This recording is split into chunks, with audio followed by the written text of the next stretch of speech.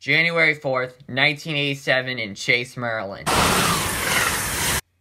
was one of Amtrak's deadliest train crashes. It was also the worst before the Big Bayou collision in 1993.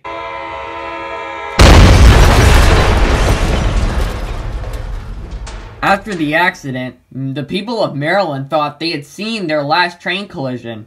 Unfortunately, 9 years, 1 month, and 12 days later, just 51 miles south, disaster involving another Amtrak struck again.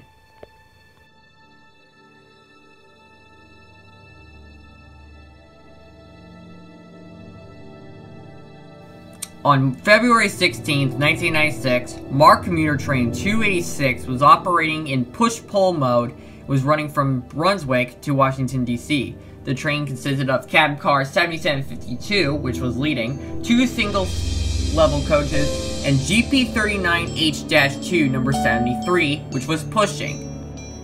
The MARC commuter train had 20 passengers and 3 crew members on board, all ready to head home. The train departed Brunswick at 4:30 p.m. and would be scheduled to arrive at Washington, D.C. just an hour later at 5:30 p.m.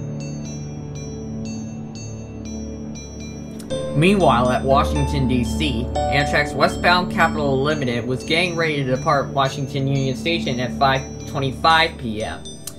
The train had F40PHR 255, which was leading, and P40DC 811, which was trailing. The train had 164 passengers, 14 service personnel, and a crew of 4. The westbound Capital Limited's final destination would be up at Chicago, Illinois. However, this train journey would never make it to its first stop at Rockville.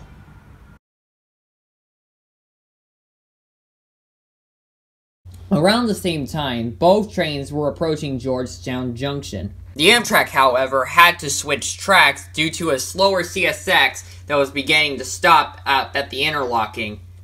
Because of this, the MARC commuter train would pass an approach signal telling him to slow down to no more than 30 miles an hour.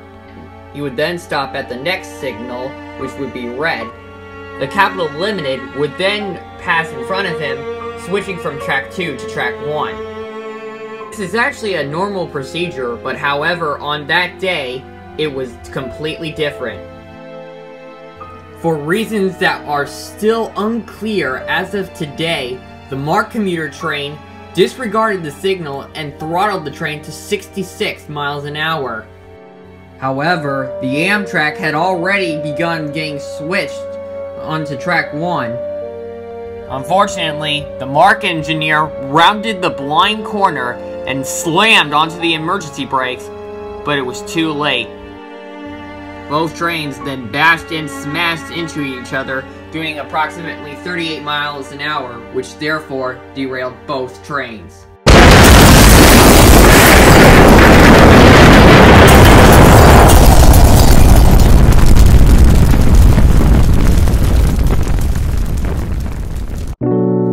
In the chaos, F40PHR 255's fuel tank ruptured, and burning fuel leaked into the MARC coaches, which either choked passengers in the toxic smoke or burning them alive. Other passengers desperately tried breaking the windows, but unfortunately, they would not shatter at all. On February 17th, the next morning, the full scale of the accident is shown. F40PHR 255 was thrown onto the left side of the tracks, and its left side on the back was badly burned. P40DC 811, however, was lightly damaged. GP39H-2 number 73 was facing upright, but the cab car suffered the worst. Number 7752 was split open and was almost sliced in half. All the Amtrak passengers and crew were okay, despite only 17 injuries, but the MARC commuter was not so lucky. All 3 crew members, including 8 passengers, perished inside the MARC train, most of them who were in the cab car at the time. In total, 11 people died, and 26 were injured. It was clear that the engineer of the MARC commuter disregarded its signal, but the reason why still remains a mystery. Did he forget about it? Was he in a hurry? Was he suicidal? What was he? But whatever it is, this was obviously human error. Another thing is that people were obviously begging for automatic train braking, such as positive train control. The accident also discovered a design fault in the F40s and even some older locomotives too. The F40 PHR's fuel tank was right below the axle, and when the cab cars hit the side of the locomotive, the fuel tank broke open and it therefore sent the burning fuel into the MARC coaches. The P40DCs, however, their fuel tanks were built upwards below the frame, and therefore it won't get damaged. If it was the P40DC that was leading, the accident would have prevented a fuel leakage from the leading unit.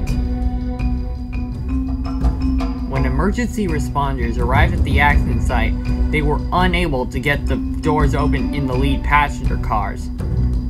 Passengers on the other side of the MARC commuter desperately tried to break the windows, but because they were so overly built, they would never shatter, and the passengers would then be trapped by the smoke. The NTSB found out that the emergency procedures for the emergency exits were inadequate.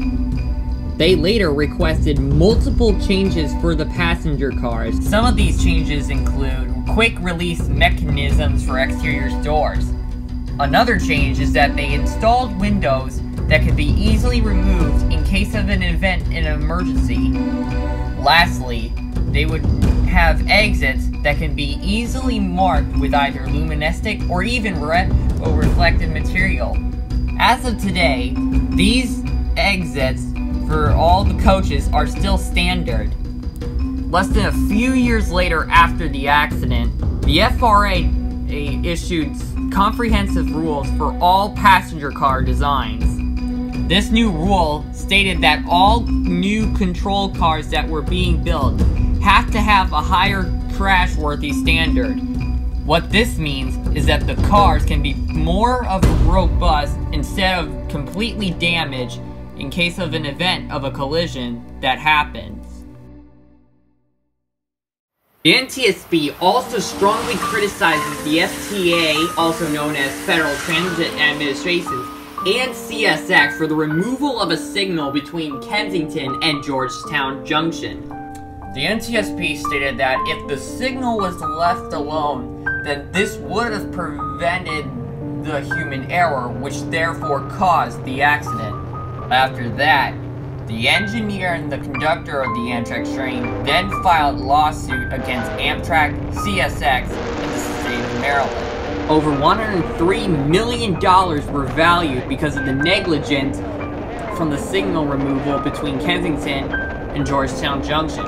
This also includes the human error that was made by the engineer of the MARC commuter train.